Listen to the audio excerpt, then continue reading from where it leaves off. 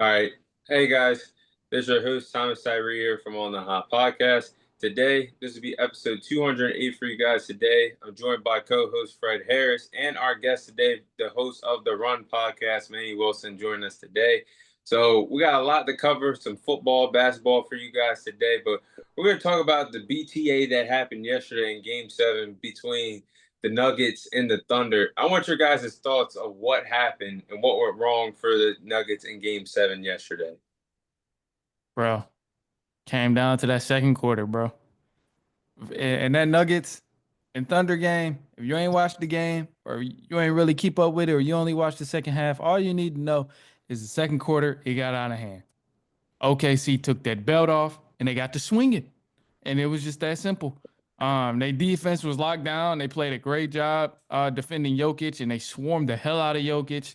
They evaded his space. He had nowhere, no room to operate. I thought they could have maybe did a little bit of things different, but man, long story short, Denver just kept turning it over. They was ready to go home, and it showed. It showed that second quarter they was ready to go home, and then coming out of halftime, Thunder still was sticking with it. They were still fired up, and Thunder or the Nuggets, they just was still playing sloppy. They was ready to go home. Mm-hmm. Um, I mean, like Manny said, I can attest this big win to the Thunder's defense. I mean, they've been playing good defense the entire year, and like you said, when they stepped it up defensively, I mean, they crowded Jokic. They forced other people to make shots. It didn't work, uh, and they completely blew them out. I mean, it wasn't even a contest by the time halftime came. So Yeah, I don't know what the heck happened because the series was so competitive. It was 3-3 heading into Game 7. You thought a big game was on the horizon. But just like Manny said, basically the game was over in the second quarter. BTA had already been done, and it was just stand still, bite down, take it if you're the Denver Nuggets. You're going to take this punishment. But like y'all said, defense. It was all defense for OKC, and defense wins championships, and that's why OKC has had the best defense in the league. They displayed it in this Game 7, and they scored 20 plus points off of turnovers in this Game 7, which was absolutely wild. I do give credit where credit is due for Aaron Gordon trying to give it a go with the hamstring injury. He shouldn't have been out there, but still was willing to give everything he had to the Denver Nuggets. But other than that, he gets a pass. But players like Jamal Murray, only Man, 13 points. You need to show up more in Game 7. Where was Michael Porter Jr.? Former NBA champions, mind you, so there's no excuses. Only scoring 6 points here.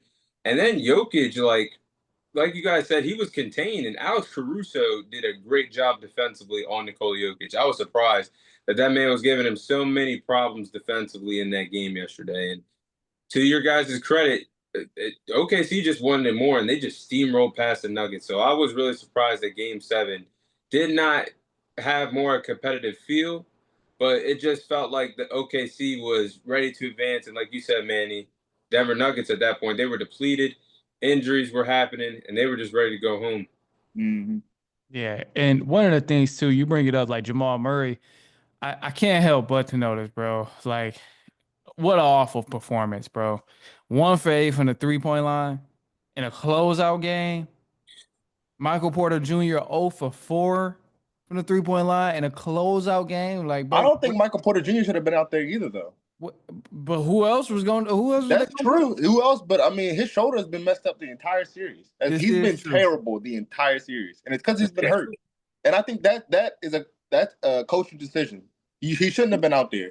The only person who played like they actually had some fight and was trying to actually continue on to advance was Christian Brown. Christian Brown was the only one. Oh Even yeah. Nikola Jokic, yeah, his statistics gonna look like, oh, well, he almost had a triple double, or he almost did. Yeah, and that's cool. But also, when you looking at the game, bro, the amount of turnovers and the lack of aggressiveness was disappointing from the Denver Nuggets, man. I mean, look, I know Caruso did a great job taking away space and limited the amount of times that Jokic could put the ball on the floor. But at the end of the day, bro, you got to cook something up where Jokic, get on the block. Put him on the block with Caruso right there, and let him get a quick turnaround bucket. You gotta put him on the block, man. And again too. OKC, we all done said they did a great job swarming Nikola Jokic, which they did do, but it's like what incentive do the Thunder have to stop swarming him if one, it's stopping Nikola Jokic from scoring, and then two, guys like Michael Porter Jr. can't make a three. Guys like Jamal Murray can't make a single three. Guys like Aaron Gordon, who was hurt, wasn't going to dare to try and be aggressive and drive to the cup. So it's like I Oh, thought it was just a bad performance all around. The in-game adjustments wasn't really good, and yeah, Denver they was ready to go. yeah, I just thought of that. If Aaron Gordon cut to the basket, I'm so glad he did not attempt to be aggressive in the paint. His hamstring Man, would have been like a piece of chicken coming off the bone. fresh off the ball. That thing would have been deplete. Yeah, that wouldn't have been good to see because he should Do have y'all definitely not been out of there. do Facts. y'all think it would have looked like this if Mike Malone was still the coach? No, Me Yeah, either. see, that's the Me thing. either. no. If I don't know what happened to the point. Like, did this man lose the locker room? Like, why did you get rid of him? This would, I think, if they had the coaching, right, the coaching experience, they would have got past OKC in Oh six. yeah, 1000%. Yeah, I think it 1000%. came down to like a similar situation. I really don't know what it is, bro. I've investigated it. I've looked at like different reports and stuff, and there was things like where Mike Malone wasn't getting along with the GM, and Yeah, I heard that that's management wasn't fucking with him. yeah, yeah, and like apparently they were having big fights like out in public and closed doors. So that's why the owner clipped both of them and just told them both to go.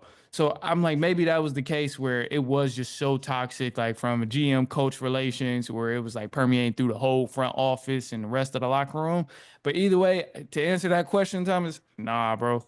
I don't think it would have got this bad. I think Malone would have made some sort of adjustment and maybe even threw somebody else out there or probably set Porter down and put Russ in, gave him more minutes. He would have made some sort of adjustments. I I just don't find think it hard Mike to believe. Malone would have let Alex Caruso guard Jokic.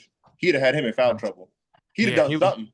yeah, it would have been something different, man. Because I He'd have just drew find up it hard to something. believe. Yeah, I find it hard to believe that they let him do that. And I kept watching. I'm like, why? Like, you got Alex Caruso on you. Why you keep trying to get Jokic to work from up top and on top of the key? Like that just didn't make sense to me. They could have Yeah. just attacked him aggressively, easily. Even Yeah, though Caruso is a good defender, but no, he is I'm not like, not Jokic. strapping up the Jokic best probably players. got 100 pounds on him. man. Yeah, it reminds me of that series a couple years ago with the Clippers and the Warriors when Kevin Durant was on the Warriors and they was playing the Clippers and Patrick Beverly was guarding KD and everybody was just so shocked. Oh, Pat Bev locking KD up, Pat Bev. And it's like obviously KD wasn't trying to be super aggressive, but there was situations where we seen KD easily, get to his spots and score. But You know my name. I'm Kevin Durant. I mean, yeah, that's what literally, bro. And it's that simple. And they ended up winning the series. And like eventually they exploited that matchup. But to me, it just bothered me that like Nuggets didn't even try to really exploit that matchup when it's a clear size advantage from Nikola Jokic. Yeah, yeah. And I didn't see any type, well, like you guys said, the coaching adjustments, but like even though it was only a short amount of time, a short amount of games, like you would see Nikola Jokic with the clipboard in his hand, drawing up plays Yeah. on the dry erase board and trying to get the team riled up and going, and him doing the coaching on the court. You really didn't see that. Like as the series went on, they just started to fade away, and then like you could tell like the competitiveness was out of him. I don't know if he was like Manny said they're ready to go or I don't know, but that actually was going to lead me to my next question. I'm glad you guys did bring up Michael Malone because I was going to ask you guys about David Ellman, the interim head coach of the Denver Nuggets. Do you guys think he did enough to earn the full-time job, or should they look elsewhere this NBA offseason? He gone. Yeah, I think they got to look elsewhere. And I'm not going to sit here and say like he did a bad job, but I think whether it was him coaching or just, I mean, anybody who's familiar with basketball, I think Nuggets still end up in the same situation just because you have a basketball genius out there in Nikola Jokic that was really running, operating on the floor. And Jokic played big minutes all Mhm. series. So it's like obviously it began to take a toll on him, but I can't really give that to the coach of like why it even got to 7 games. Yeah. Uh, I agree, but I mean, I believe you could have thrown the baby out there. And with Jokic, and I mean, they have a good team. Like they have a good team. I mean, obviously Porter got hurt, Aaron Gordon got hurt. Uh, they were still out there, but they had a good team. It honestly seemed like Jokic was running most of it, but I mean, with that, I think they did with what they had and no coach. I think a lot of coaches could have gotten them to that point, if not further. So I think he's a run of the mill. I mean, he's granted they got thrown into a head coach job halfway through the season. Yeah. Uh, it's hard doing that for anybody. Um, but yeah, I think he's probably gone. If not, probably coaching the team. Might I don't know if they drop him back down to interim coach or assistant coach, but I don't see him coaching the Denver Nuggets next year. He'll be coaching in Milwaukee in the season. Give him one more season. He'll be coaching in Milwaukee. Hey, yo. Yeah, I agree with you guys. I feel like David Edelman, I won't say he did a bad job, but he did. I guess he did what he was supposed to do with that roster because this team was just like in the NBA Finals and it just won a title a year or so ago. So it wasn't like the man doesn't know ball. He knows Mm-hmm. ball, but you need that coaching adjustment in order to flip the switch and for your players in a 7-game series, especially when you're playing one of, if not the best teams that are still left in the entire playoffs. So I feel like they got, I wouldn't say lucky, but I feel like if Game 7 didn't swing the way it did for the Nuggets rather than the Clippers' favor, they could have been a first round exit, truthfully, if Game 7 wasn't a disaster for the Clippers. And they ran into a much better OKC. Well, not really much better. That's the thing. Like, OKC was just better on that given. All you need is a one given game to swing the whole entire momentum of the series. And I felt like you need a head coach that will get you to bring the best out of your players and exploit matchups, like you guys just said, with Jokic being defended by Alex Caruso. Mm-hmm. You're the best damn Yeah. player on the planet. You mean to tell me you can't get past Alex Caruso's defense? Man. No, not with Yeah, the size advantage it's like that. ridiculous. So Yeah. I mean, if they give him a chance, okay, but that doesn't really move the needle for me. They need the best head coach out there, which would be Michael Malone to bring back. But I don't know who they can get as a head coach. So they're kind of like in limbo. Who is even available right now? You know, that's the weird part. I was just about to say that. That's the weird part because coaches get fired left and right now. Coaches do get fired left and right. I mean, you could be. How many championship coaches done been fired? I mean, Mike Malone, just use him as another example. Just came off a championship, got fired, and it's The like, one dude for the Suns, no, he hasn't gotten fired. Or has he gotten Mike fired? Budenholzer? Yeah, Budenholzer. yeah, Oh yeah, they fired won. him. Yeah, he won in Milwaukee. Yeah. They fired him, got him out of there. Luke Walton was another one. Mm-hmm. Like won a championship, fired him, and it's like, these coaches are on short leashes, so it's like that's a big reason why I would be surprised that he gets a good chance of staying in Denver and coaching them another season because the leash for coaches like is just extremely short right now, and I don't even know who else is out there. Maybe they try, Manny, I'm but surprised you ain't say your favorite coach, Monty Williams. get out of He's here, still he's still get out of here, get out of here. That was a robbery, man. That man, that Hey man, yo, that man pulled off the biggest scam in NBA history, how man. big was his contract? Bro, we paid that man a nasty amount of money, bro. A nasty amount of money.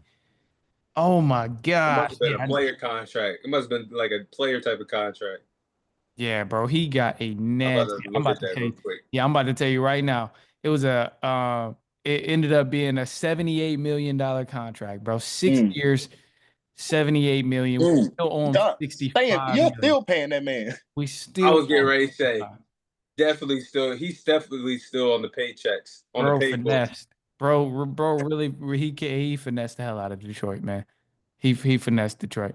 Hey Fred, he gonna be at home at the Pistons get to the Eastern Conference Finals not too long from now. He's still gonna be collecting his payroll. Bro, Hey, literally.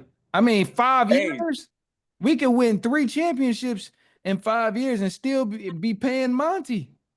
that they is might actually send him a ring crazy. for being on payroll. Maybe. I don't know how all the logistics of that work, but I mean, at this point, yeah, it's man. Yeah, bro got the bag to do nothing. To do nothing.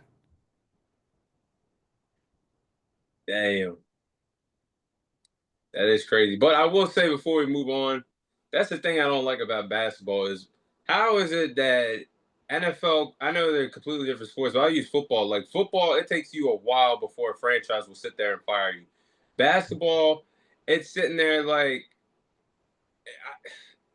all you got is one shot. If you don't please the players, if they don't play the right type of offensive system for you, you're out of there. And it's just kind of frustrating to watch, even as a fan, because like, what are you supposed to do? Why are you not holding these players accountable? Why are you not holding the front office accountable? Instead, you just go into the first person that's actually running the team on the sidelines on a nightly basis and just say, "Oh, you're out of here. We'll go ahead Well, and give Yeah. so and so a turn." I don't like that as a basketball fan. I mean, we just went over it. I mean, they paid Monty 6 years, 78 million, but the players are making 50 million a year. So I can Man. kick this dude who doesn't even make the same money my players make in a year. It'd be way cheaper to find his replacement than to find these players' replacement. Basically, is what I'm saying. Yeah, I agree with that. And I think that probably has a lot to do with it. But it disturbs me because we see these people in the league that has these solidified coaching positions no matter what. And y'all know exactly where I'm going with this. I said it once, I said it before. Doc Uh-oh. Rivers, I don't know how the hell he continues to have a head coaching job in the NBA. Bro has never reached the conference finals again since that Boston Celtics team. So I don't know how he still has the rep as being a good coach.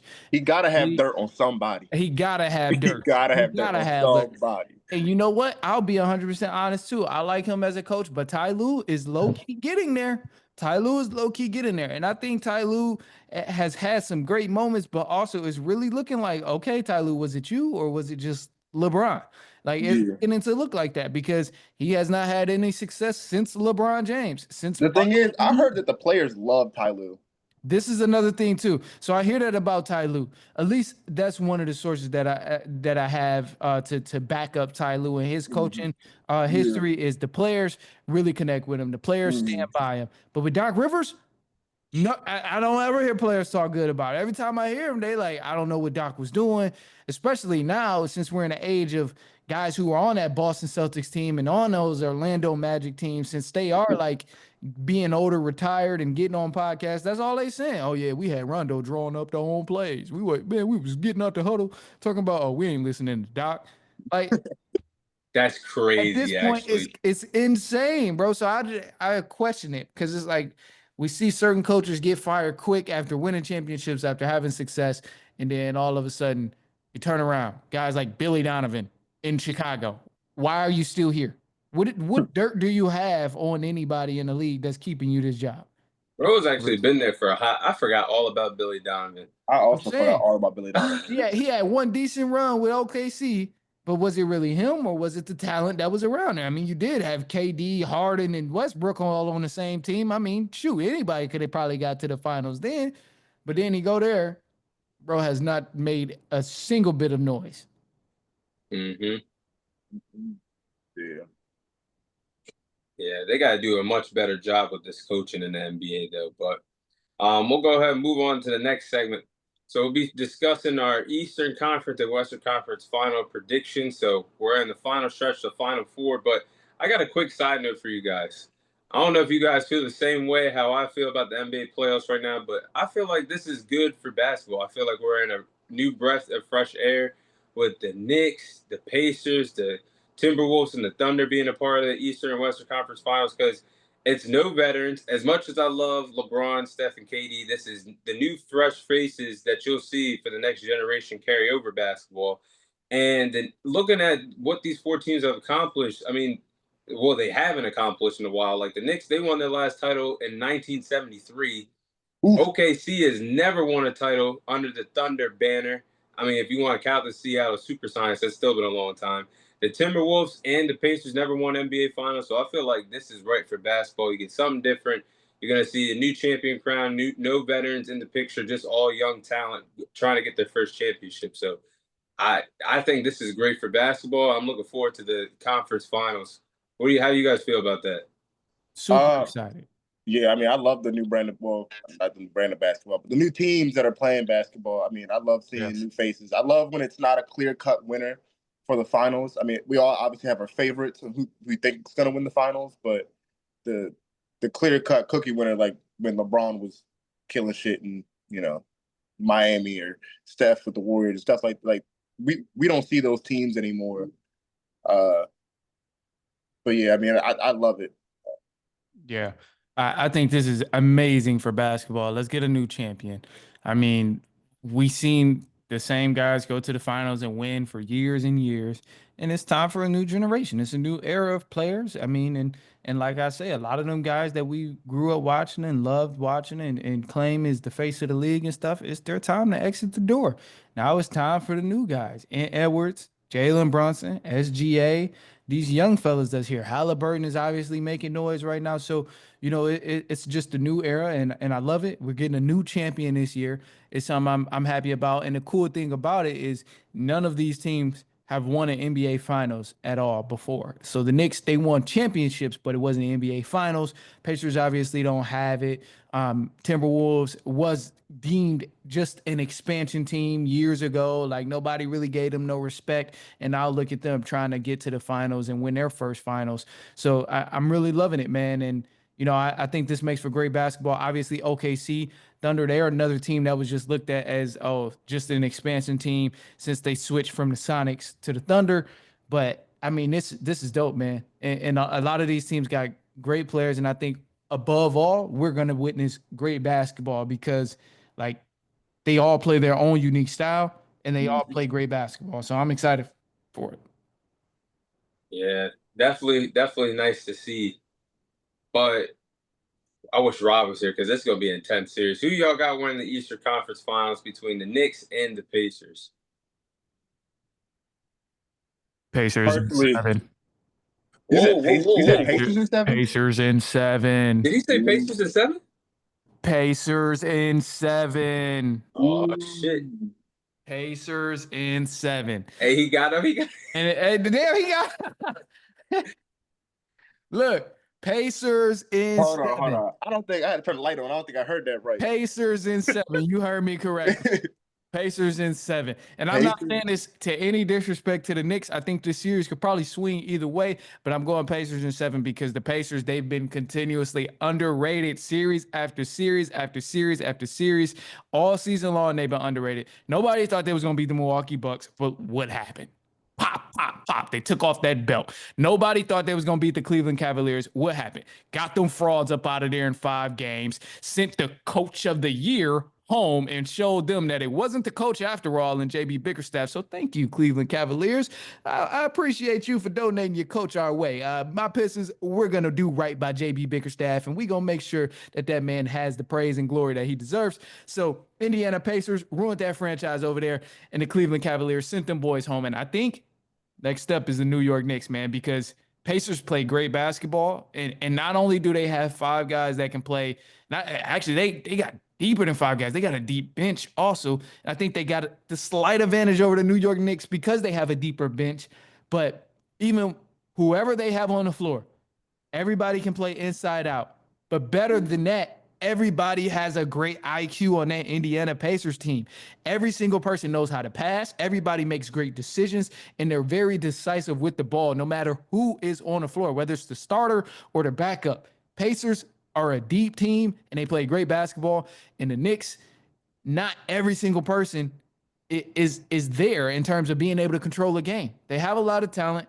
They're tough, but Pacers are also tough. So it's like, however you want to combat it with the Knicks has this as an advantage, has this and that. No, Pacers have it as well because you talk about, with Brunson, he got the clutch gene. He closed out games. Okay, well, did Therese Halliburton not do that same thing in both series that he just beat the Bucks and the Cleveland Cavaliers? Did he not hit game winners? He did. So I'm going Pacers in 7, and that's me being nice because it could be Pacers in 6. But I'm saying Pacers in 7. Pacers in 7. Pacers in 6 if the New York Knicks lose a superstar like the rest of the wins. Because I believe in the Bucks series, Dame got hurt. Oh man! I believe in the Cavaliers series, Darius Garland was hurt and Evan Mobley was hurt. So I mean, let's see how they do. It was all healthy though. It was all healthy. Come on, now. Darius Garland was not games. healthy. Darius Garland was not healthy. When he played, if you ain't healthy, get off the floor. That's true. Curry took that approach. He That's wasn't true. healthy, so he got off the floor. And we still lost. You see how that goes. Hey, they did, but it ain't no. I mean, hey, he wasn't on the floor, so you can say, all right, well, he wasn't on the floor, so they like. I mean, when that makes a huge difference, but he was on the floor. He was playing. Aaron Gordon was playing. He wasn't healthy, but he was on the floor playing. Bro grabbed 11 something boards. He had an impact. Hey, I got Knicks in 6. See, Okay. see, this is what I'm talking about. This is why I Knicks say in the Pacers 6. go win. And I say that because by your same standard, they just beat the finals champions last year. Who was hurt? And If then you they want to also go there, beat and then they also beat a very young, good Detroit team. And if I'm not mistaken, Jalen Brunson killed in all those games. more or less. More or less. More or less. More or less. And I might be not thinking right, but I don't think anybody on that Pacers team is guarding Jalen Brown. Not Are Jalen you kidding me? Jalen Brunson. Are you kidding me? Who? I mean, they got about 4 or 5 guys that could guard Jalen Brunson over there. I mean, let McConnell come off the bench. He's sitting on it. This is what he does. Let Nimbard start picking Brunson up full court. Brunson is going He to be was getting in giving trouble. Asar Thompson buckets and Drew Holiday buckets, which Bro, are better defenders than look, anybody the Pacers have. y'all can't let that one shot on Asar Thompson define the whole series. Asar Thompson had Jalen Brunson in hell a majority of that series. No, he did not. A lot of No, games he he had didn't. Asar Thompson Jalen in Brunson was hell. cooking the Pistons the entire time. Yeah, but when Asar Thompson wasn't guarding him, when Asar Thompson wasn't guarding him, He was giving Asar Thompson hell, is what you should be saying. nah, bro. Look, Pacers. Look. That's another thing too. Okay, I love my Pistons, but let's be honest, bro. This was the first time they seen the playoffs in decades, bro. This is the first time they see the playoffs forever. Half these young stars on the Pistons hadn't even seen the playoffs, and the Knicks still almost slipped up and lost to them. You almost lost to an inexperienced team that was also hurt. So Now, it's an experienced team in the Pacers who was just in the conference finals and they're healthy. Ah, bro, no, they not beating the Pacers. It ain't happening. okay, they about to whoop that. Even though I do agree. Honestly, I think the Pistons should have won that series. They should have. They I should. think I Came think down to that one coaching I shot. think coaching is what lost y'all that series. Personally. Asar Thompson got pulled. Asar Thompson got Bro, pulled. I think you guys let Jalen Brunson play one-on-one the entire series. Y'all let him ISO y'all out the entire series. There was no help. Never, ever. And that's why Jalen Brunson was cooking that entire series. Because y'all never decided to help. Yeah, it was. Y'all were letting guys just stand in the corner and take defenders away. Y'all weren't forcing nobody else to take shots. It was so there was a lot of different things I've seen because there was the times we did force other people to make shots, for some reason they just couldn't miss. For some reason, Cameron Payne just turned into a freaking Damian Lillard and just couldn't miss. The times we like, oh no, we want him to take that shot. The times we want Mikal Bridges, yeah, we want him to take that shot. Nothing but net. And we're like, bro, come on. Karl Anthony Towns making just magical shots. I'm like, come on, man. So I think that did have something to do with it because there was times where it's like, all right, you know, I would peep game and see like they trying to get the ball out of Brunson's hand or they're bringing extra attention to Brunson. And credit to Brunson because, man, he is truly incredible. And this is why I say 7 games and anything can possibly swing a different way because Brunson is incredible, man. This is the dude, he be beating double teams. Like, no matter you got a bigger defender, smaller defender, he puts the ball in the hoop, man. Dude is a bucket. And to your credit, like you was saying, like you don't think anybody can guard him on the Pacers. There's not a single player in the league that can completely shut him down. However, I think guys like McConnell, Nimbard, Naismith, who full court press, will be able to tire him out and just make him work. And at the end of the day, that's all you can hope for. Because Asar Thompson, yeah, he was getting cooked at some points, but he did make Jalen Brunson work. Mm-hmm. Now, my rebuttal to that is Jalen Brunson, the entire season, has seen guys, you know, defender on Jalen Brunson is always like 6'6", 6'7", 6'8". They're always putting these long wing defenders on Jalen Brunson. So now, how do you think it's going to be when he sees a guy like T.J. McConnell, who is a good defender? He's a good defender. I'm not taking nothing away from him. But T.J. McConnell is relative in height to Jalen Brunson. That's chicken. That's chicken. Look, Nimhard, what, like 6'5", he's 6'4". Yeah, 6'4"? 6'5", six Chicken. four. Chicken. Look, bro.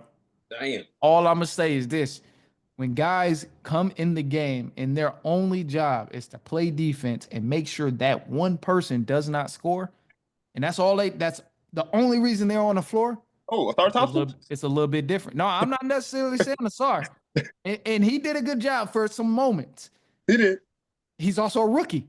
He's also a rookie and a hell of a defender. Credit to him. He's a hell of a defender. I think he's gonna be great. But McConnell, Nimbard, when they get on the floor, only job is to focus on Brunson and make sure he does not score the ball. I'm just saying.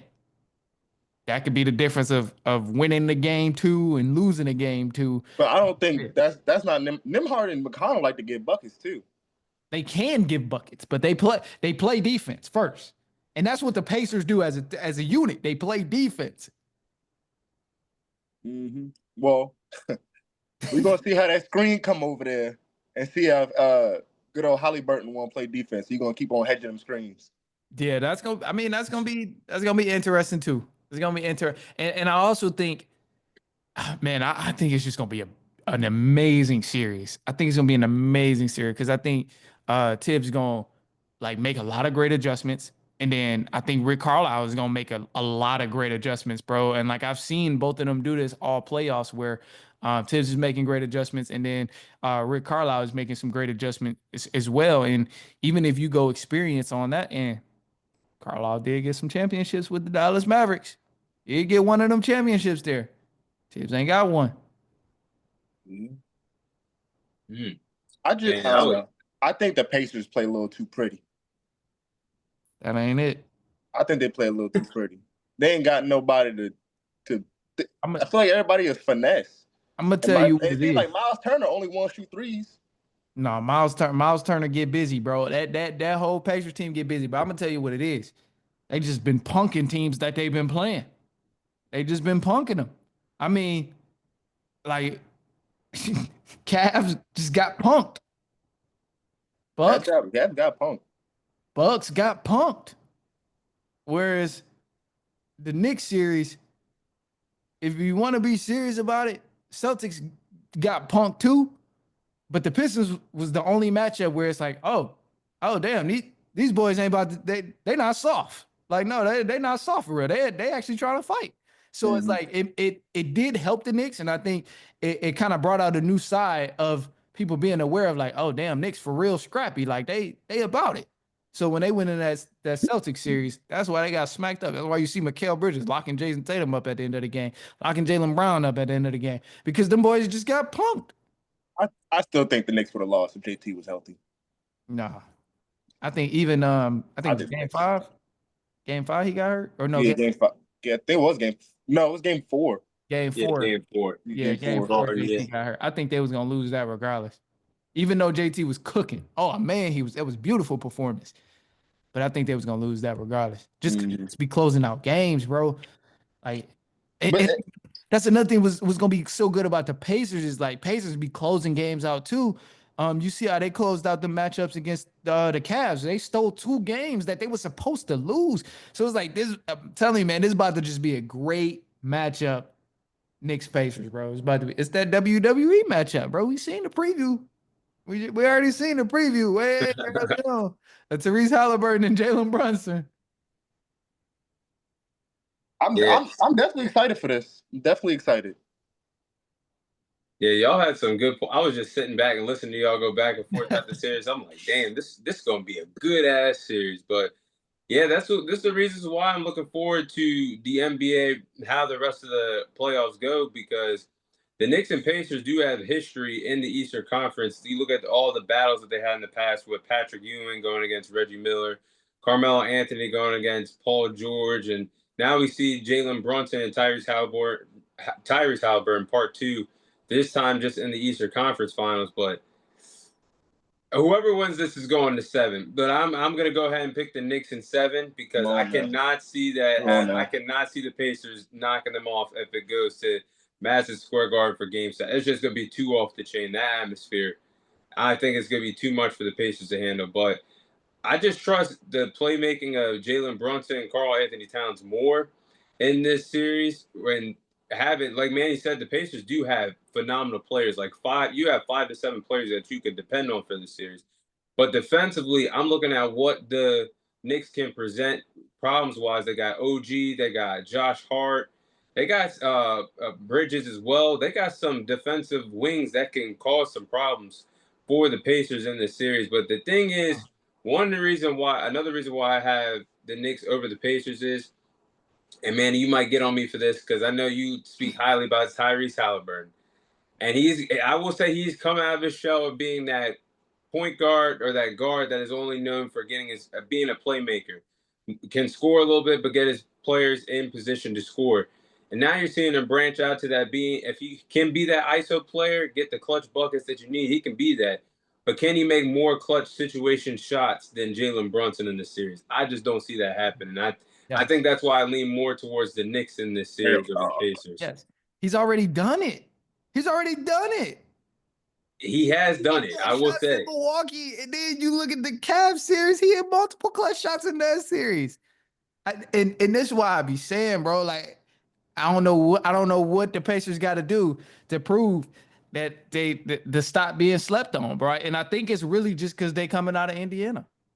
Well, I will say I woken up from them. I will say last year I was kind of like, this walk their quest to the Eastern Conference Finals last year is kind of bizarre and strange at how they just ran the injured teams. But this year, oh, they definitely have gotten my respect for how they just manhandle and dominated the Bucks. How they just coasted past the Cavaliers. They're a real team now. I Mhm. 100%. I'm telling y'all, like, look, I heard you mention how the Knicks, they got Josh Hart, OG Anunoby, all of them. But bro, people don't realize Pacers, Pascal Siakam, Matherin, Nimbard, Naismith, like they got some dogs. And I know a lot of these names don't mean nothing because they're not big names, but these are all great players. Thomas Bryant coming off the bench for Miles Turner, Obi Toppin coming off the bench. Like they have a very deep team. They go hand in hand with the Indiana Pacers. And again, they're not big names, so it doesn't hold much weight.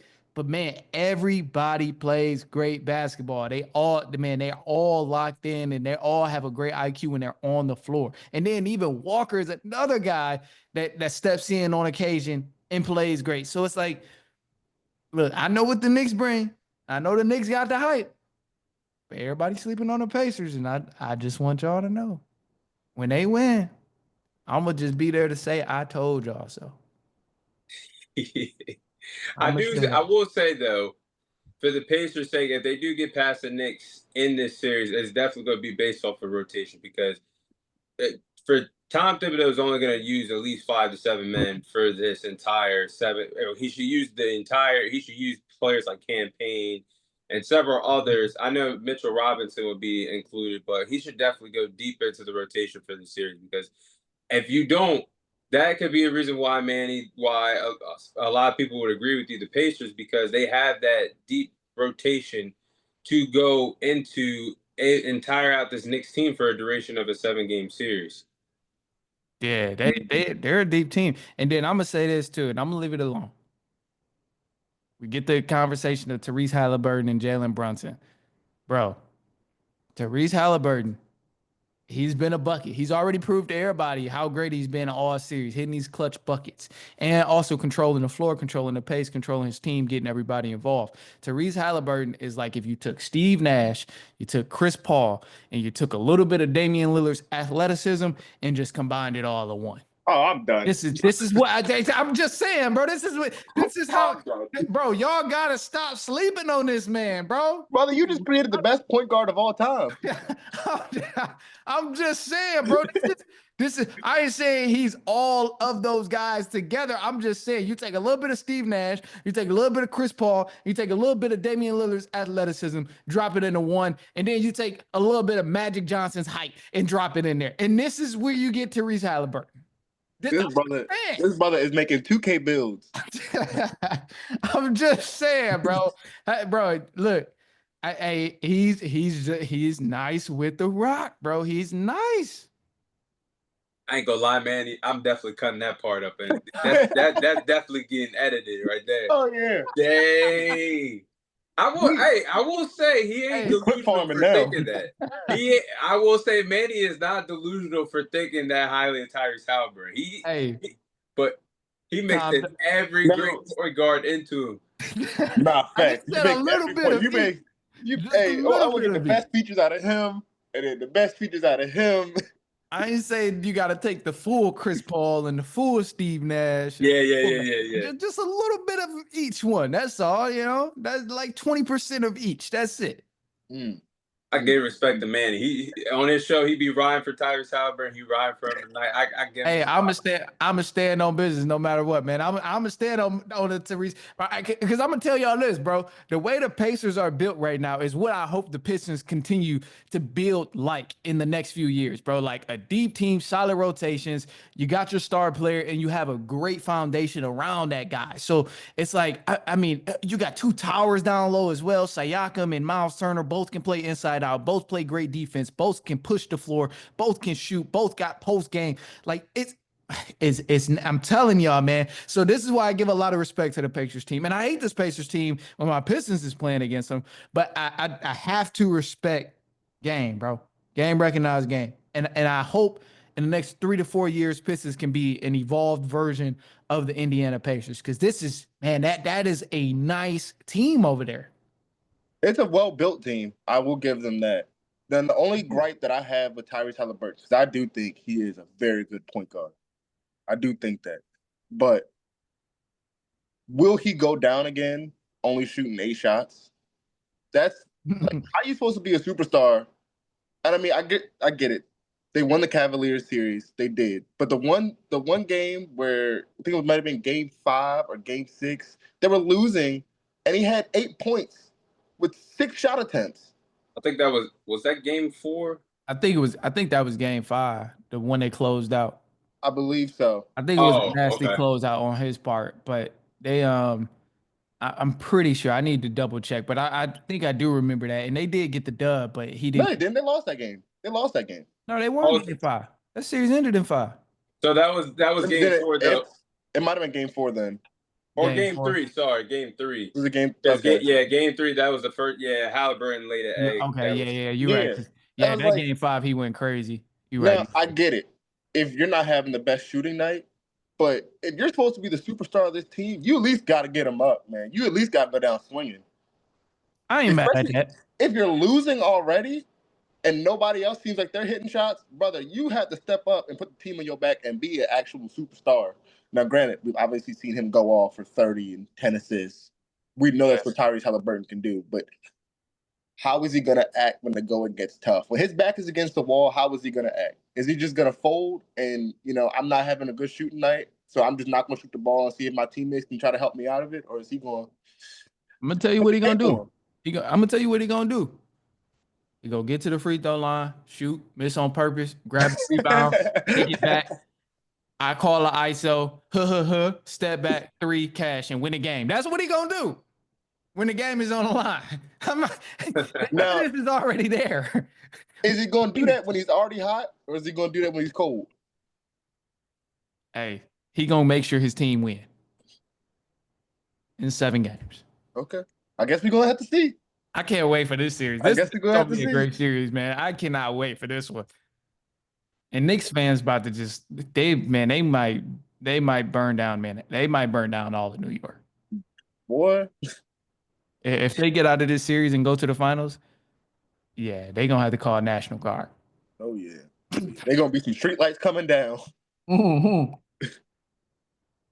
So the next series in the West is just gonna be just as good as this Eastern Conference Finals. So who y'all got in the Western Conference Finals between the Oklahoma City Thunder and the Minnesota Timberwolves? Now, behind Steph, this is probably my favorite player in the league, is Anthony Edwards. Bingo. But I But don't. I think the Thunder are too good of a team. I love I love man, I was Anthony. with you, man. I I was I with you. love Anthony Edwards, except for like you said, except for when he playing my Warriors. I love Anthony Edwards, and I hated how he was killing us the entire series. Uh, I think the Thunder are just too much. I think they have too much. I think they have to. I don't think Julius Randle keeps playing like that either. I don't believe in Julius Randle. He had a hell of a series against us. He Bro. was go. I've never seen Julius Randle play like that a day in my life. I don't think that keeps going. Uh, I feel like Rudy's just out there getting cardio in. That's what it seems like most nights. And if they have guys to pull him away from the paint, I think it's over. I think it's over. I'm gonna tell you like this, man. Wolves in 6. No, Oof. I think it goes to 7. I'm joking. Oof. I think Wolves win in 7. Yeah, OKC's good, but I've been saying this all year, man. I think OKC is overrated. I think they're And, overrated. and The Boston Celtics of the Western Conference. Like, Boston my Celtics won a champion. Well, gosh. Boston Celtics won a championship last year. They won it last year, but this year they caught that belt, and I think OKC is about to catch that belt. I'm not gonna sit here and say OKC is not a good team. They are a great team. They're a deep team, but I also think that team is very young, and I don't think they're gonna win. It's a reason playoff experience is talked about as much as it is. When you look at the series between the Pistons and Knicks, I watched my Pistons crumble a lot in late game situations, and I gotta give the credit to the playoff experience of why the Knicks were able to close out multiple games in a late game series. When I talk about OKC getting there and playing a team who's been to the conference finals before in the Timberwolves, I look at a lot of the core from the Timberwolves. They've been there. They was in the conference finals last year, so they know what to expect.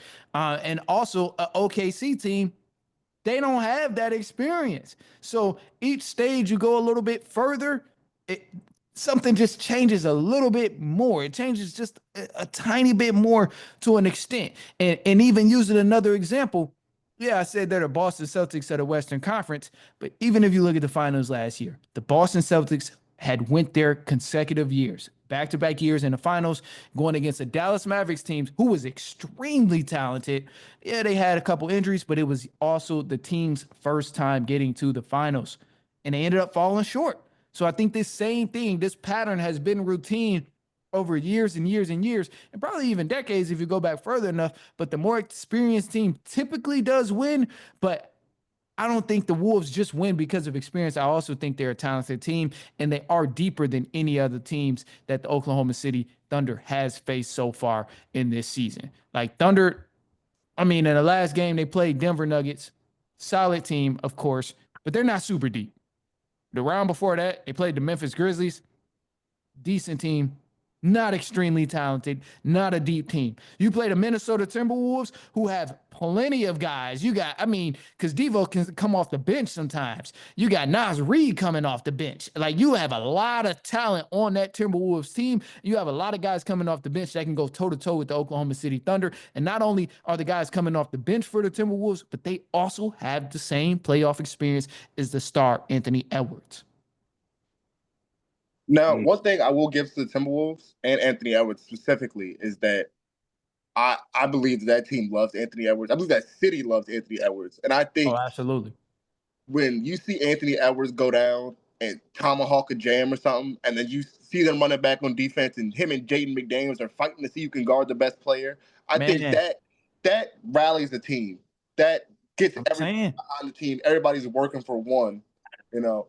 But I feel like defensively, the Thunder are going to be too much for them. Mhm.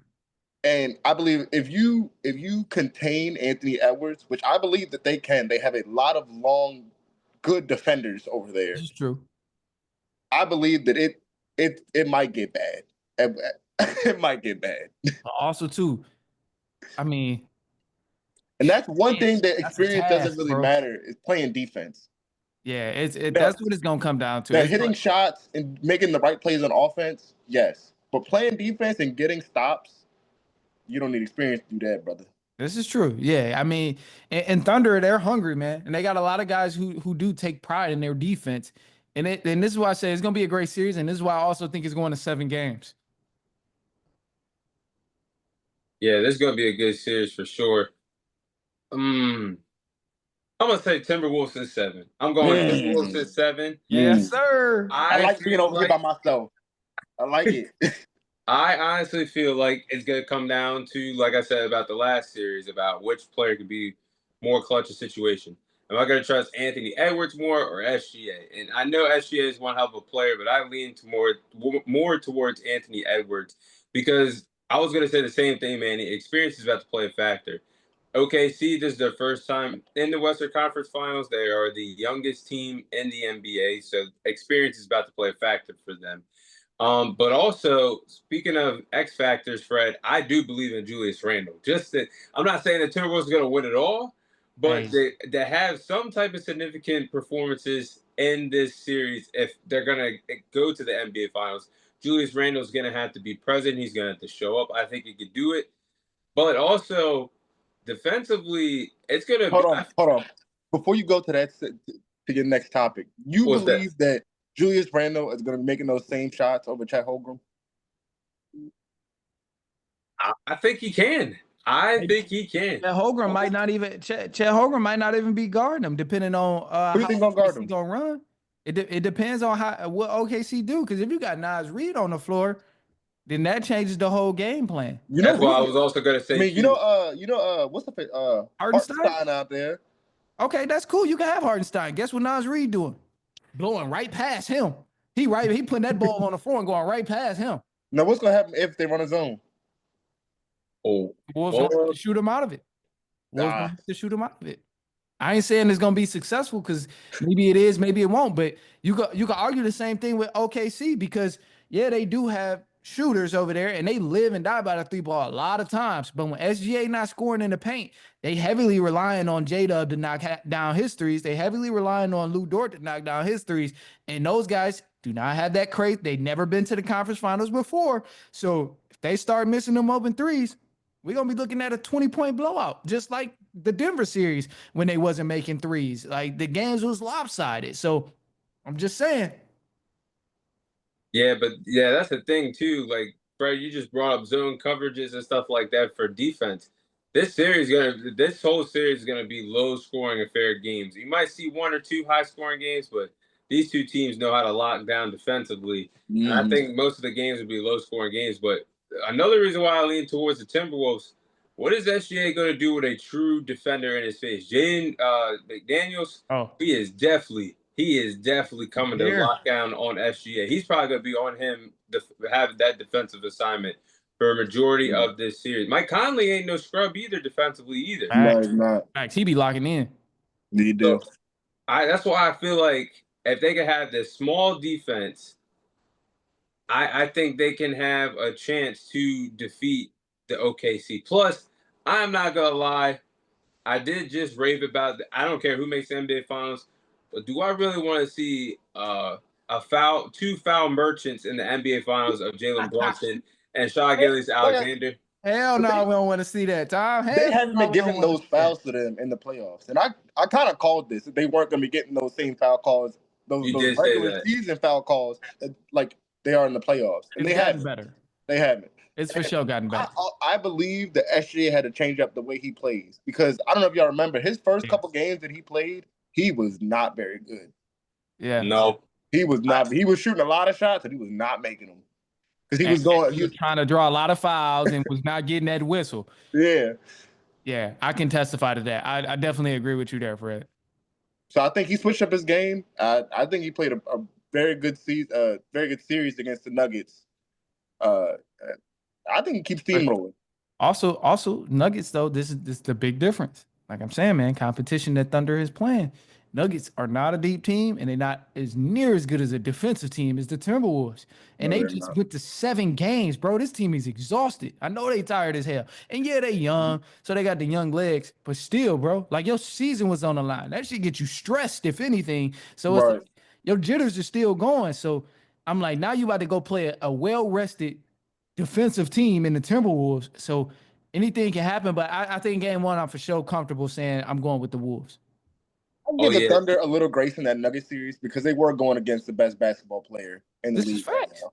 This is true. I'll give them grace there, but still defensively, Nuggets ain't good. Nah, no, they're not. No, they're Yeah, not. and they still struggle. Yeah. that's the one thing that their team is actually missing, a defensive anchor. Like that you could defend, that you can depend on for defensive matchups. That's the one thing the Nuggets don't have. Yeah, But I will defense say really though, close. Manny, that is a good point because the Timberwolves have only lost 2 games throughout the entire playoffs. Like they have been 8-2. They've had a lot of downtime, a lot of rest. So that's definitely going to play in a factor for this 7 game series against OKC. Yeah, I think it makes a difference too. In game one, maybe who's to say Thunder don't come in and run them out the gym? Maybe it does happen because they are still rolling and you know they fresh off of game seven and Wolves is done had some time to relax a little bit. So maybe that is the case. I think either way, we see a great series like down the line. But I'll stand on my statement of Thunder being the Boston Celtics of the Western Conference. And what I mean specifically by that is living and dying by the three ball in the playoffs so far. Yeah. And speaking of the Celtics, that's how we're going to transition to the next segment, talking about the future of the Boston Celtics. So they are in a hard pickle, and I can't wait to explain this with you guys. But what do you guys think that the Boston Celtics should do with their roster this summer? You don't do Uh, nothing. You don't trade your stars. That's what you don't do. You don't hey, trade Jason Tatum, and you they did it don't the pay first time and then re-upped in a couple of years, and then it was back in the championship. when they traded their stars. Yeah. What years is we referring to? I'm talking about when they traded Paul Pierce and Kevin Garnett. Traded their stars. They was They re-upped and they got more stars and they won a championship. that was good timing. That was Jason perfect Tatum, time. It was Jason also a dumb Tatum. trade by the Nets. Yeah. Nets Oh my also. Yeah, gosh. Nets is showed their true colors in Yeah. making that trade. Nah, facts. Yeah, I don't think you trade Jalen Brown or Jason Tatum, bro. If you get rid of one, I don't think that team is relevant. I don't think they become as much as a superpower as they are, and they also become a lot more difficult to build around if you get rid of either Jason Tatum or Jalen Brown. Just because at that point you don't have that extreme dynamic duo, and now you need to rely on a Derek White dropping 25 points. Now you need to rely on Peyton Pritchard coming off the bench and giving you 16 points. Whereas now, it's like any given Sunday, anybody can go out there and ball out because you do have your two guys who the offense runs through. And if one of them is down, then okay, the other one can step up a little bit. Do we see it all the time? No. They don't always step up when one is playing and the other is not. But above all, I mean, these type of things happen sometimes with duos where you might have a down year, or people get hurt, or one guy isn't playing as well as the other. But ultimately, I don't see why they would get rid of him. Let me tell you what I see. I see, well, what I think they should do more of that. I think Jason Tatum probably doesn't play at all next season. I think we trade Jalen Brown for a young pick. With that, we tank, get a lottery pick. Jason Tatum comes back healthy. He wins his first MVP, and they back in contention. Oh yeah, you are living in the fantasy of the NBA. You- Hold up, hold up, Come brother. on, Tom. Come on, Tom. I got a question for you now that you just said that. Okay, so the Mavs hold the keys to the castle for the NBA draft. They got the number one overall pick. That's not going nowhere. I ain't gonna lie to you. That's not going nowhere. But you said a young pick, I Jalen Brown for mean, the number one Yeah, overall but pick. not for number one. Maybe number two. If they might get the Spurs bro, off of that. in this year's draft, I'm not trading nobody. They might get the Spurs with the number two pick. I'm not trading nobody. What in would this the year's Spurs draft. give in return though? The pick and what else? You're gonna need a little bit more Jaylen there. Brown? You don't think Jaylen Brown is worth a number 2 pick for an No, unproven Not talent? in this year's draft. Hell no. Hell yeah. Who the hell No, going number 2? not in You this think they're year's gonna be better draft. than Jaylen Brown? One more time. Who's going number 2? You think they're gonna be better than Jaylen Brown? Honestly, the Spurs might need to send No. some more for Jaylen Brown. No, I don't think anybody in this draft is going to get to the level of Jaylen Brown. Even I can even say Cooper Flag. I think But it's just a different type of level. So I wouldn't, if I'm the Celtics, I'm not trading Jaylen Brown for a oh draft no, pick. I'm saying you'd have to send some more for Jaylen Brown. Like I think Castle might have to Oh, go too. you- Castle who? and maybe Harrison Barnes. I mean, I'm not that's doing good it. for the Spurs, but would the Celtics be? Would they? Well, They would lose that trade, man. I'm not trading. I'm not trading for no draft picks in this year's draft. No, not in this year's draft. I can't do it. I don't think any of them equate to what Jaylen Brown has already become. Yeah, but I would need like an OKC Clippers type of trade. I give you Jaylen Brown, you give me like 3 or 4 draft picks for the oh, next couple of years, and throw yeah, me some players. I would need something like that. I couldn't do that for Jaylen I would Brown need the though. Phoenix Suns, Brooklyn Nets type of deal. Like, all right, I give you KD, and you give me a bunch of draft picks. that Like would be something nuts. like that. Yeah, but Jaylen Brown ain't worth that. But hey, if he ain't worth it, then he's staying on my roster. He already a paid man at this point. But they are talking about possibly moving Drew Holiday. Drew Holiday has been in discussions of possibly being No, moved. I think that would kill their team right there. I think it will too. But I mean, if they seriously gonna like try and rebuild and all of this, especially since they got most guys locked up on a contract, maybe. But and then you got to remember too, Celtics did finish the top seed, number 2 seed with with Drew Holiday hurt most of the year. That was because their team is ridiculous. They do. They got a deep team. So They have like 9 players that can score 20 plus. it's insane. And maybe That's Al why I Horford think want to that come back they for another. wouldn't be that hurt if they traded Jaylen Brown. Oh man, I couldn't do that. I can't do it, man. I can't do it. Not yet. Not yet. I give me like 2 or 3 more seasons How with long Jaylen Brown. has he only been on this deal for 1 year? Or has it This been new 2 years? contract, yeah, I think this Oh, is 1 year? I think this is Never mind. Scrap all this. He ain't going nowhere. yeah, because somebody got to take on that huge Scrap contract. all that. Scrap Yeah, all that. He's somebody got not to going take that nowhere. huge contract on, and ain't nobody about to be paying that much. Heck no. Heck. Yeah, this is really difficult. I think the Celtics have no choice but to go and not a rebuild, but a retool year. I think you keep Jason Tatum and Jaylen Brown on the roster for now, but they're gonna have to move some players this year or this summer because they're over $500 million in the luxury tax, so they're gonna get penalized by the league. Oh, At yeah. some point, the law is coming. Adam Silver is going to lay the law down on this Celtics team. So there's going to be several players are going to have to be moved here. I think Porzingis, as good as he is, when available for the Celtics, is going to be traded. I think availability is going to play a factor. Why the Celtics move on from Porzingis. I think Drew Holiday is also in danger of being traded. They probably will trade him due to his contract and being over the luxury tax. And Al Horford is going to be 39 in June, so you're looking at Get his him ass either out of there. taking a veteran deal to come back or let him walk or let him retire. So that's 3 players you could possibly lose right off the bat. But with Tatum, probably like you guys said, Tatum probably missed the entire year next year, recovering from that Achilles injury. I wouldn't rush him back no matter where they are seating wise next year, especially in the months of January, February, where he could return. And also, like Fred said, that's why I said I would keep Tatum and Brown on the team for now. But as a true number 1 scoring option, you're going to see if Jaylen Brown is really worth $300+ million. This is You're going to facts. see he not. I ain't mad at that, and this is why I say just not yet. I wouldn't trade Jaylen Brown. I would wait like 1, 2 seasons, and then I'm like, all right, let's get you going somewhere. Let's get him out of here. I think next season we see Jaylen Brown's scoring average go up, but that efficiency is going down. Oh yeah, that's definitely taking a hit. Probably, yeah. especially if they don't bring back all the other guys too, like Mhm. like Drew Holidays and Porzingis and stuff like that. If they don't bring back all the guys who can just spark for 30 points out of nowhere, then yeah, definitely we gonna see his point total increase with the percentage going down. And Oh that'll yeah. also be good. That'll be good for the Celtics too, though, because he's gonna increase his value again. So if you do want to trade him while he's hot, that's really gonna be the time to do it.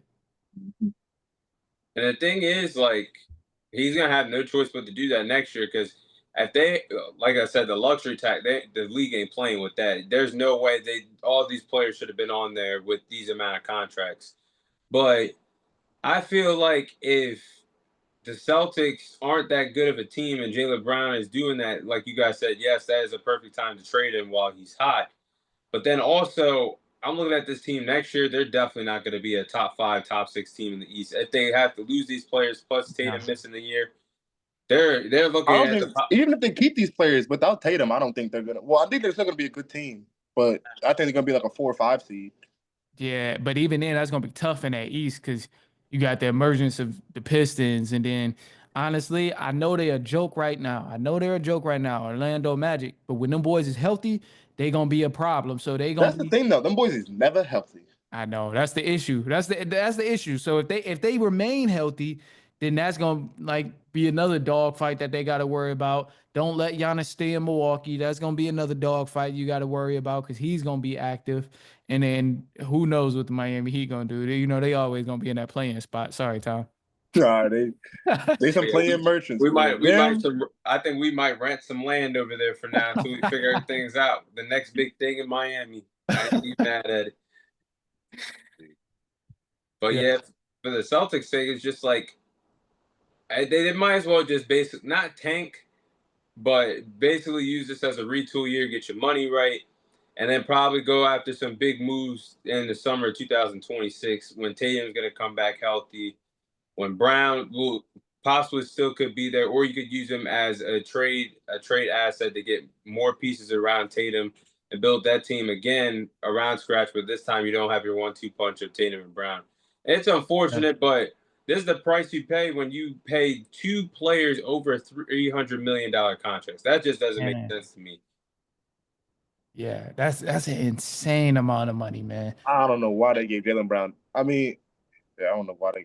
No, not no 300 Nah, million. no, No, 300 million. I mean, 300. he won Finals MVP. man, no. I give him. We starting at 150, and I'm cutting it off at 190, 200 max. That's it for Brown. Man, they locked their players up, man. They locked them up. The thing is, he can go to a terrible team and get that though. Oh, Wizards calling. There you go. If he was worried about his money, he could have went to the Wizards and got. He could have got a bag over there. Yeah, I don't know, man. This, yeah. What's the penalty for the luxury tax? I I think think you it's a lose big. draft picks, don't you? Yeah, you. Hold. Let me see. Penalty. It's a big penalty. Wow. Yeah, because that's gonna definitely hurt them in the long run, Mm-hmm. and in the future. Because I mean, that's a huge contract, bro. That's a huge contract. Yeah, because I'm pretty sure Tatum, what, like highest paid right now in the NBA? I think it's So Jokic. it says teams above the luxury tax line may pay a penalty for each dollar they exceed the threshold. The penalty Damn. amount increases as the team's salary goes higher. So I'm about to look up what type of salary they got. Wait, you get a fine for each dollar your amount That's over? Yes, and I insane. just said that they were. That's why I said they're not gonna want to do it, but like yes, they're gonna have to. Porzingis and all of them are about to be gone. Like Yeah, they especially got to Somebody's Porzingis and gotta go. Holiday go. right off the They bat. gotta go. Somebody's gotta go. Hold on, let me see. Each Celtics. dollar, and you know they in the millions. Yeah. Oh, this is not Adam Silver good. gonna have to cook. We're gonna have to see Adam Silver cook. So this team is from the luxury tax of $500 million for their roster right now, including a 280 million luxury tax to maintain their championship status. There's no way they got the money to do that. There's no way. To maintain their championships. $280 million? Where are you getting that from? to maintain their championship status is crazy. Yeah, they're cooked. Yeah, motherfuckers gonna have to go. We gonna have to The restructure the season projected now. the projected payroll, if they were to keep this team, the projected payroll next year would be $227.7 million for the 25-26 season. Mm. Yeah, I see at least Porzingis and Holiday going. Wait, Maybe what's the cap at? who's cap? The Celtics? Yeah, Let's see. Celtics cap. What their overall cap space? yeah. Overall cap space Ain't no way they got money left. Ain't no way. 25, 26. Ain't no way they got cap space left, bro. They're not gonna have any. Yeah, I'm gonna just tell you right off the bat, Porzingis as a cap hit to keep him is $30 million, starting off at $30 million. Damn. Porzingis ain't no Yeah, $30 million. I ain't gonna Tatum and Brown are over 50 million right off the bat. Yeah, Drew Holiday is 32 million. Oof. Oh Yeah, my they're God. in danger. Yeah, nah. Mm. This ain't looking good. Top three players other than Brown and Tatum, it's like Holiday, Porzingis, and Derek White range from 28 million to 32 million in cap hit. So they're Man. 28 to 32 million in cap hit. yeah, that's where those players range in. That's With crazy. with Derek White being the cheapest at 28 million for a cap hit. That is yeah, I don't know how they got away with that. That's actually They, pretty they wild. they do like the Dodgers, bro. They just be cheating. Be doing like the Dodgers. They just like, Hey, oh, hey, don't worry about it. We'll send it through on the back end. Don't worry about it. baseball, you get away with ain't no cap Yeah, room in that's there. that is NBA, true. that's why they better get in. I don't know what the future's gonna look like. That Tatum injury really kind of messed things up. Just in case you did want to split one of them up right now too, Mm-hmm. because now you have no choice but to hang on to both of them, unless they really want to blow it up. They really want to blow it up and just build around Tatum, but they probably won't do that. And I think this is what the Mavs were trying to get away from Yeah, with Luca. with Luca. Yeah, Because if they paid Luca all that money, they wouldn't have been able to get Oh, nobody else. at all. At yeah. all. That team would have Kyrie would have been gone. Gafford would have been gone. Everybody would have been gone. So Mm-hmm. this is what for the sake of them now being able to draft Cooper Flag, this is why I say it's a huge win. Because Yeah, literally you're they getting got another lucky, but guy it's a for win. 300 mil cheaper. They got lucky, but it's a dub. Man, yeah, it's a dub for sure. Because like now you get a franchise player for $300 million cheaper, bro. Mm-hmm. Insane. And I And just realized that because was it the max he could have got was like over $330 million or more? yep. God, Yeah, he was set to get a bag. He was set to get a bag. And maybe Mavs would have been like, no, we can't get you the max. We want to bring in other players, but I think they just avoided it at all costs. Obviously, Yeah, they did, just trading them. But they said, Lakers, that's your problem. Figure it out. yeah. Tom, I think you can fact check me, but I think you can only get like 260 now. and a max contract. Yeah, for a max contract. Oh, I'm about to look that up. I know he got a crazy hit on his max contract there since he got traded. Oh yeah, Luca, he probably ain't gonna get that same money because if he resign, when's he a free agent? They Not gonna this do. summer coming up, but the following summer, I think he's a free agent. I don't think Mhm. he's eligible to get that type of money Yeah, anymore. he's not. Because He's he They can, not. I gonna. think he can only, Fred, you might be right. I think just off the top of my head, I think you can only get that if the team drafts you and you stay there, you can get Yeah. that type of max contract type of money. But They if you gonna get do traded him. to go elsewhere, They what'd you they say, go. Manny? I'm saying they gonna end up doing. They gonna do Luca Lakers. They gonna end up doing him like Zion Williamson. They gonna be like, look, bro, you're gonna have to cut this much weight. You're gonna have to maintain this much weight in order to receive this bag. If you don't, your pay is gonna be this much. If you do, then you get the full thing. They gonna end up putting him on like a weight clause. Yeah. Oh, it can be a supermax contract is the most lucrative deal a player can receive determined by their years of service and certain performance achievements. Mm. Damn, so he must not be eligible. Damn. Dang. He's not even eligible for the Supermax anymore. I'm Either way, he ain't getting that bread. I wouldn't. I wouldn't. Hell no, I'm not paying Luca for that. And as great as he is, I'm not doing it, bro. I really do feel like if you paying certain players, bro, these crazy contracts, it puts you in a bad situation. If you don't finesse Put it you in a like the bad Boston situation. Celtics have done with Jason Tatum and Jalen Brown, like it's gonna put you in a bad situation, And bro. the thing is, like, it's not the NBA today is like one superstar is never going to be enough. It's no. not ever. It's never going to be enough. So you need at least two, probably three, Yes. to really get over the hump. You need, man, literally, bro. You need something to be able to make sure Mm-hmm. like you can bring in multiple guys. Because look at Giannis, for example. Like Giannis got paid bank. I think he was like 5 year contract, 200 something mil, which is crazy. But Bucks still had money to spend. They did spread the money wisely, bringing in Damian Mm-hmm. Lillard. They just paid the wrong guys. They took on the wrong contracts. So that's just how I look at that. Okay, you bring Dame in, and like obviously Dame get hurt, that ruins everything. And then you bring Kyle Kuzma in, who was just out there for cardio, a huge contract, puts you in You, a hole. Like you was just paying the wrong guys and you took on the wrong contracts. how would they even go for Kyle Kuzma? That's Who one made the that Pistons decision? didn't do because that was it. He That has was a stupid. huge contract. That was so dumb. Kuzma Got has a 0 points in huge, 22 minutes of a playoff game. Get bro, out of with here. a Get out of here. huge contract like he has, bro. Like this man getting paid like a star player somewhere. Mm, mm, mm, mm. Crazy, nasty work. But I just saw, just for Luca's sake, his he can sign a 4 year extension with the Lakers starting August 2nd. But like the max now that he can get would be like $296 million. 296 million a year. But it just lost out like $50 million. Yep. So he can't get that type of money that Tatum and Brown got because I guess it depends on how long you stay with the team and what you accomplished with that team.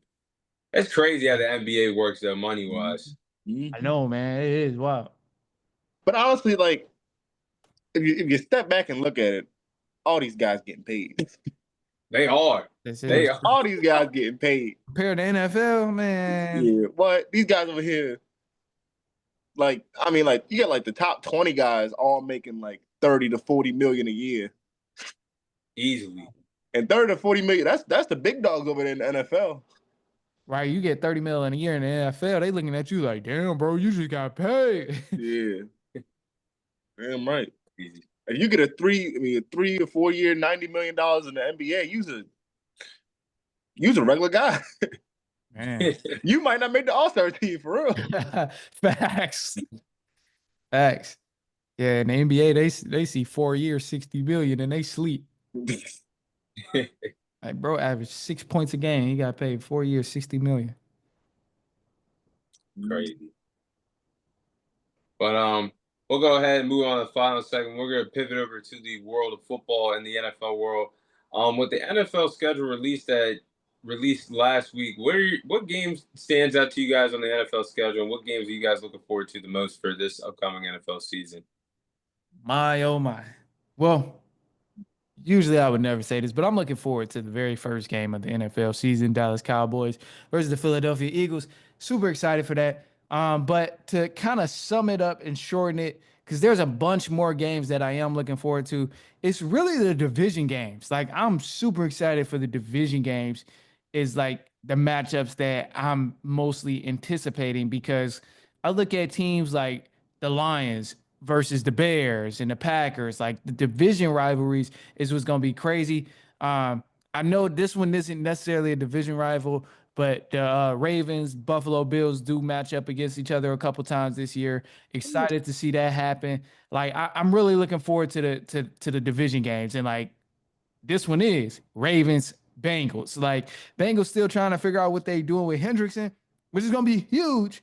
But ultimately, as we talked about last time, you can never count the Bengals offense out just because Joe Burrow is always gonna be there. So I'm excited for the division games this year. That's one of the ones where I'm like mostly anticipating. Mm. Yeah, I have a lot of games that I love. I'm glad you brought up that Bengals game by the Ravens because they kind of did us dirty. We have we have 4 divisional games in 5 weeks. We play the Browns, Whew. somebody else, Bengals, Steelers, Bengals. It's It's kind of crazy. I was like, That's actually death Must see row right TV there. I right would there. not want that. That's must nah. see TV.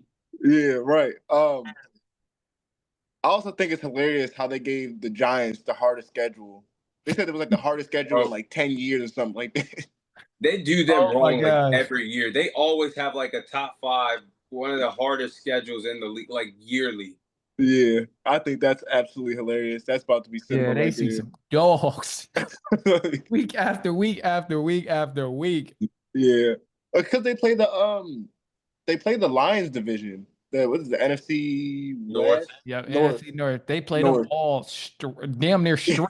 Yeah, They played them damn near. They played Bears, Packers, Lions. They yeah. straight. That's about to be rough. Rob might as well get ready for another top 3 pick. Yeah, Yeah, not yeah. facts. Go ahead and get Facts. ready. Facts. Got to get ready for And that. at the end of the season, they about to win a game they're not supposed to win and get like the 6th overall pick. They gonna mess around and beat the Cowboys or something, Right. and or the Right. Raiders. Oh, some last second BS. That's That's crazy. insane. There's actually a lot of games. I got 3 games for you guys. First game will be Eagles and the Lions. I feel like that's 2 heavyweight teams in the NFC. In my opinion, I think those are the 2 best teams heading into the regular season in the NFC. Both have 2 of the best offensive lines in football. Both have great running games with Saquon Barkley. The Lions have Gibbs and Montgomery, the Sonic and Knuckles combination. But I want to see that game. The Lions are on the road, and that's a little bit down the stretch uh, during the season. So I want to see how Jared Goff handles adversity going on the road in Philly to a hostile territory. I want Yeah. to see if the Lions defense will be sharper than what they were last year. This Lions team defensively, they did have the talent, but Aiden Hutchinson went down and they were depleted on the defensive side of the ball as the season Man, went on. They luckily did still go 15-2, but defensively they could have been much better, but the injury definitely derailed them. So I definitely want to see how that matchup goes. Another game, Lions versus the Chiefs. That's gonna be a good game. Both of them went yeah. 15-2 last year, #1 seeds in both conferences. I want Patrick Mahomes and Jared Goff. They always have good games against each other, like some offensive Mhm. fireworks that Yeah. always Oh yeah. display great games over the years, and both have some high power offense. I'm definitely looking forward to that game. But Fred, this spotlight is on you, brother. This game I'm definitely looking forward to early in the season. That's the Ravens and the Chiefs. You know I'm looking forward to that game because Yeah. Patrick Mahomes and Lamar Jackson, 2 of the best quarterbacks in the league. But It's always Fred, fireworks when we play. Fred, call a spade a spade. Lamar Jackson is an electrifying player, but Patrick Mahomes is that man's kryptonite. He's 1-4 overall against him in his career. So Man, See, and over look, you can't Tom, beat them, this is where especially I in the think I'm playoffs. growing because I was about to come on you, but I'm not. Pause. That was kind Oh, of crazy. that yo, was Pause. insane. Pause. Insane That work. was wild. That was wild. Insane work there. I was about to come back at you, but I'm not. I'm going to take it in stride, and I do think that Lamar needs to step up a lot more in the big games. I mean, obviously the playoffs. The playoffs really has been his kryptonite. But it's something about Patrick Mahomes, and if you don't like we've seen, if you don't get to him without rushing 5+ players, you have no it can get success scary. against him. It definitely can get scary. Even if you do blitz him, and it could be a good blitz, it seems like he has eyes in the back of his head. Man, true He field. can sense it. He can sense it coming. He can smell it in the air or something.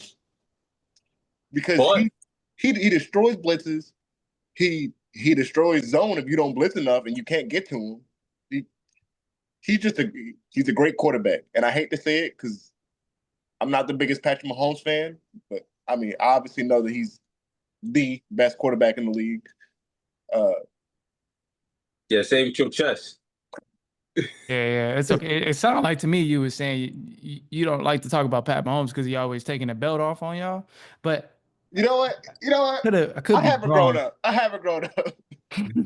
It seems like to me that y'all gave Kirk Cousins $300 million to sit on Hey, the bench, and it seems like to me, that's Tom, cool. that the only kryptonite y'all got is winning. Hey, that's that. Hey, I hey, was telling the truth. it was on Kirk Cousins. I ain't even mad at the Falcons got him right now because you know what? We got the best backup quarterback in the league. So The God best backup. forbid Penix, something happens to him. We got a healthy Kirk Cousins finally, and when he was healthy, he was going crazy before he got hurt. And What for those first 4 games? it was like the first 7 or 8 games, and then he got Okay. hurt, and then that's when he started playing so bad. It And seems like the like only real notable game I can remember from Kirk Cousins was that overtime win.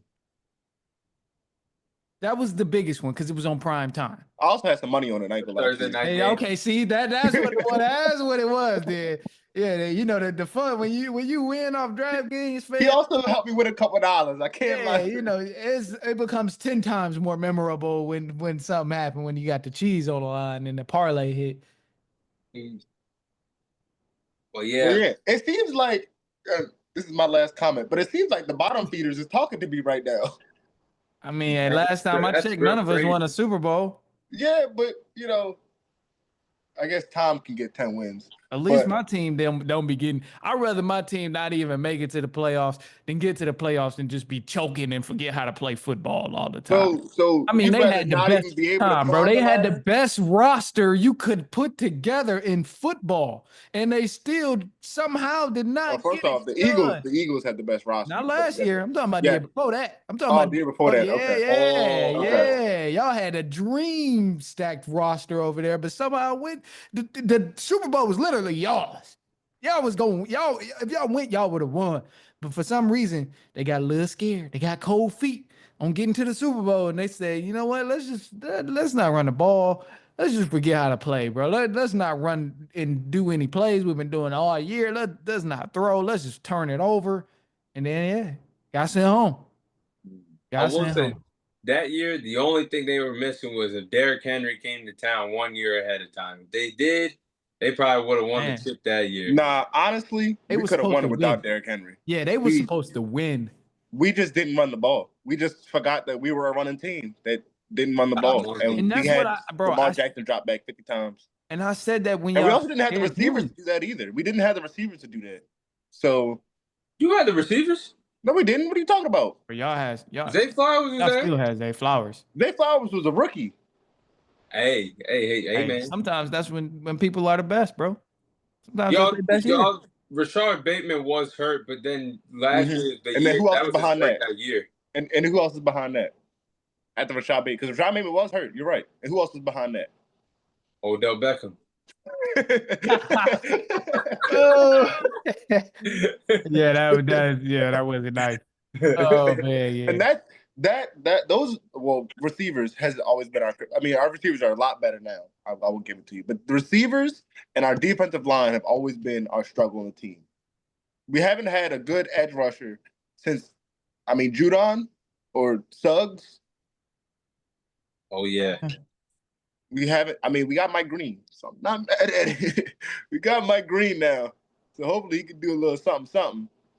Hopefully, he got to It's keep gonna that be attitude in interesting. check.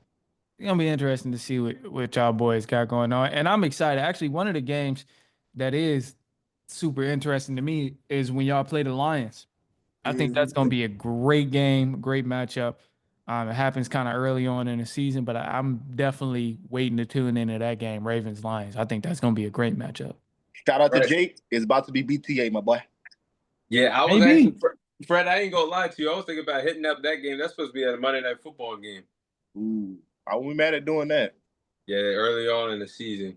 I mean, yeah. Also, Lions gonna have a healthy defense too, though. So Yeah, it might not be. I don't know, man. It's gonna be yeah. interesting. Like last time we played him, it was BTA. It Last two definitely times we was. played him, it was BTA. Caught me by surprise. Caught me by. I didn't think it was gonna be that bad. I was like, I thought Lions was gonna show up, but they ain't even show up.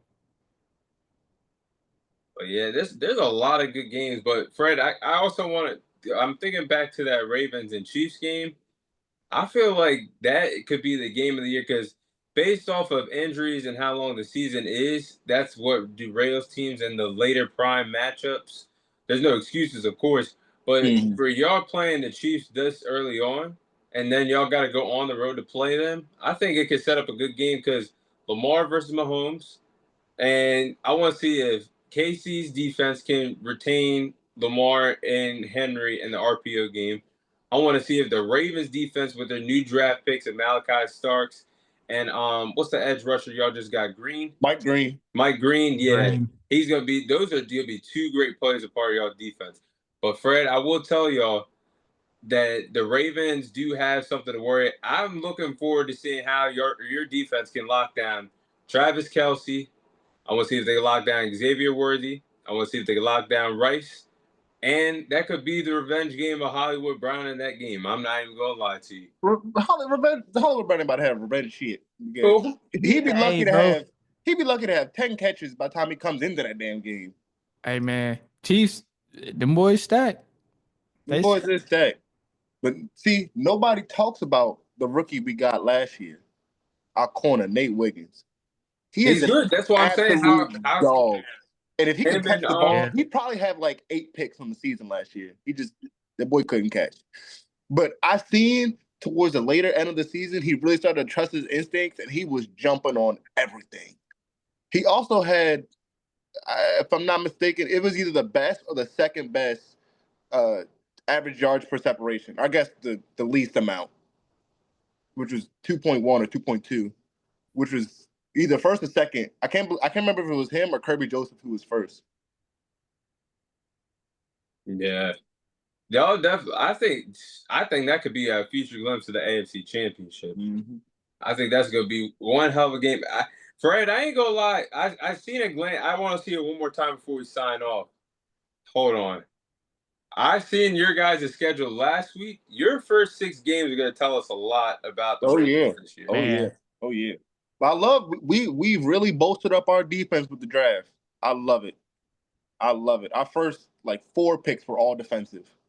Our whole draft was defensive, except for like I think we got a receiver in like the 6th round from Colorado, and I believe we got some offensive linemen, but the rest of them were defensive, and I loved it. I love every single piece of it. We don't need help on the offense. Our offense is always jumping.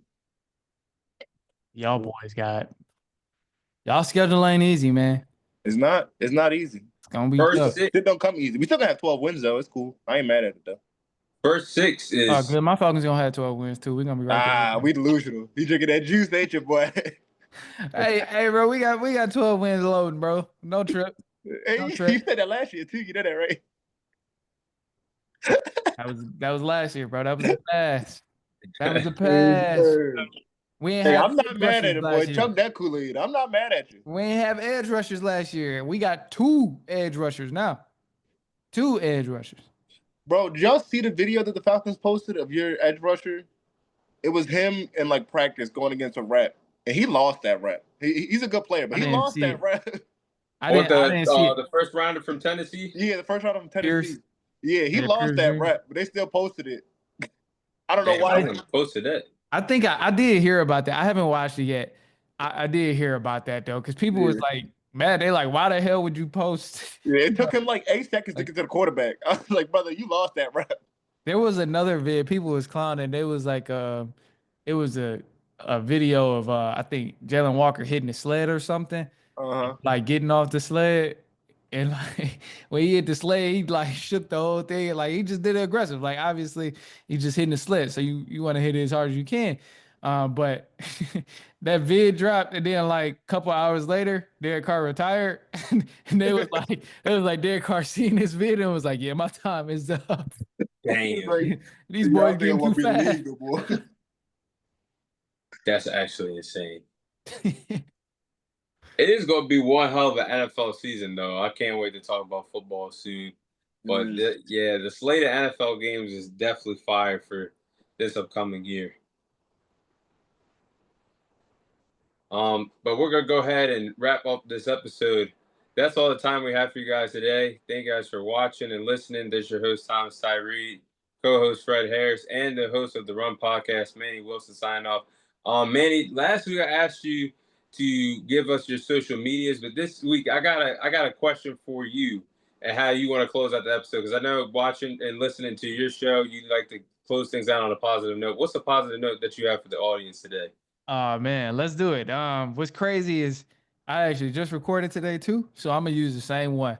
But the positive note, man, it's just gonna be as simple as, you know, in order to be positive, you got to have positive influences next to you, whether it's listening to something positive, being around positive people, watching something positive.